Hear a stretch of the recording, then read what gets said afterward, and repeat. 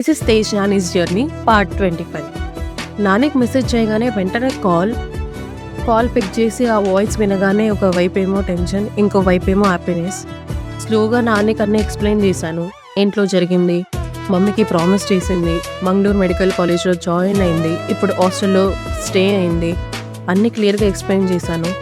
నానే కాసేపు సైలెంట్ అయ్యి తర్వాత కామ్గా అన్నాడు, నాకు అసలు ఏం తెలియదు తేజ, నేను మెసేజ్ చేస్తే నీకు ఇక్కడ ప్రాబ్లం అవుతుందో అని చేయలేదు అని. ఆ వర్డ్స్లోనే కన్సర్న్ క్లియర్గా తెలిసింది. తర్వాత అడిగాడు, ఇప్పుడు ఎలా ఉంది, అక్కడంతా ఓకేనా అని. నేను కూడా అంతా ఓకే, అడ్జస్ట్ అవుతున్నా అని చెప్పాను. అండ్ ఫోన్ టైమింగ్స్ గురించి కూడా చెప్పేశాను. ఈవినింగ్ 7:30 to 8:30 వరకే ఉంటుందని.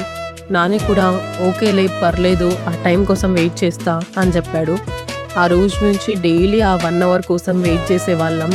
డిస్టెన్స్ ఉన్నా, రూల్స్ ఉన్నా, ప్రామిస్ చేసినా కూడా తప్పలేదు. లవ్ కదా,